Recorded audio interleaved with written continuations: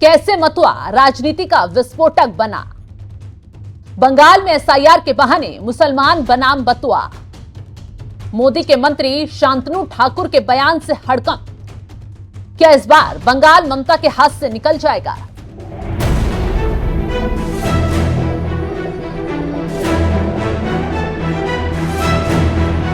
नमस्कार, मैं आपके साथ शबनम।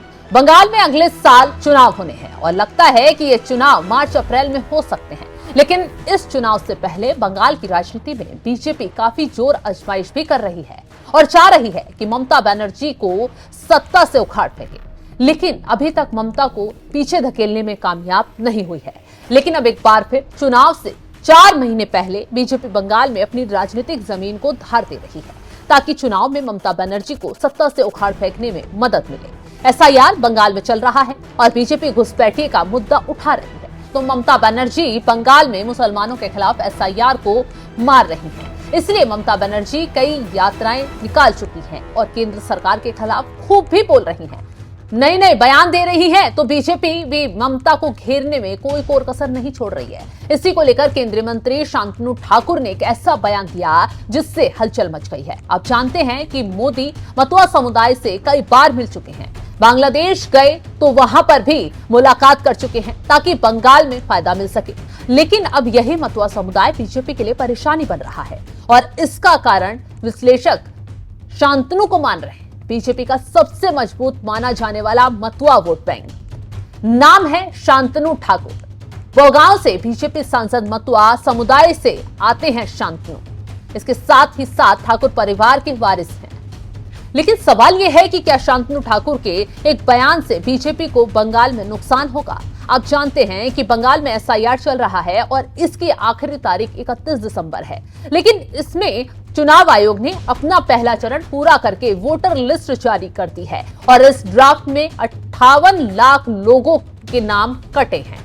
विश्लेषकों की माने तो ये वो लोग हैं जो या तो मर चुके हैं या फिर उस जगह को छोड़ चुके हैं या विदेश में बस गए हैं।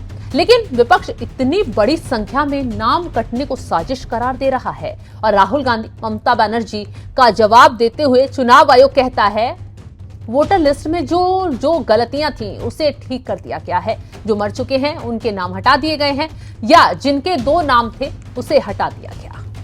लेकिन जमीनी हकीकत यह है कि इन 58 लाख नामों में हजारों लाखों मतुआ समुदाय के लोग भी हैं और इसी पर बवाल मचा हुआ है और विश्लेषक तरह तरह की आशंकाएं भी जता रहे हैं। बंगाल को नजदीक से जानने वालों की माने तो मतुआ वही समुदाय है जिसने बंगाल में बीजेपी का साथ दिया। इसके साथ ही साथ ममता बनर्जी के हाथों से छीनकर अपना सबसे बड़ा सामाजिक आधार बीजेपी को दिया।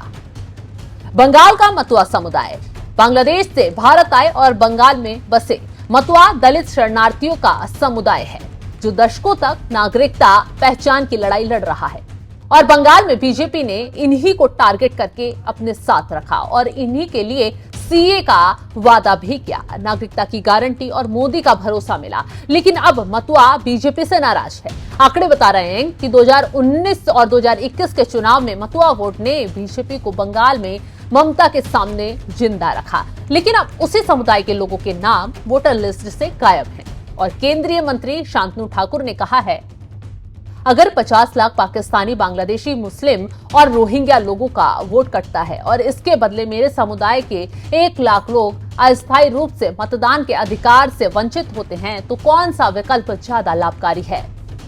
यही एक लाइन और बीजेपी की बंगाल राजनीति में आग लग गई। विश्लेषक कह रहे हैं कि यह बयान सीधे सीधे कहता है मतुआ वोट कटना स्वीकार्य है। दूसरी बात यह है कि मतुआ समुदाय को अस्थायी नुकसान की तरह पेश किया गया। तीसरी बात यह है कि मुसलमानों को पाकिस्तानी, बांग्लादेशी, रोहिंग्या कहकर एक साथ जोड़ दिया गया। और चौथी बात, जो सबसे खतरनाक बात यह है कि बाहर संदेश गया है कि बीजेपी सत्ता के गणित में अपने ही सबसे भरोसेमंद वोटर को कुर्बान करने के लिए तैयार है। इस बयान के बाद ठाकुर नगर, जो मतुआ आंदोलन का केंद्र है, उबाल पर पड़ा है। टीएमसी ने आरोप लगाया है कि जब समर्थक स्पष्टीकरण मांगने पहुंचे तो उनकी पिटाई कर दी गई। बंगाल को नजदीक से जानने वालों का कहना है कि चुनाव से पहले ठाकुर परिवार का गृह युद्ध सामने आ गया है। अब हम बताते हैं कि आखिर 1 लाख के करीब मतुआ समुदाय क्यों बीजेपी के लिए अहम है और इसका कारण क्या है। आंकड़े बताते हैं कि 1 लाख के करीब मतुआ समुदाय के लोग बांग्लादेश से भारत आए।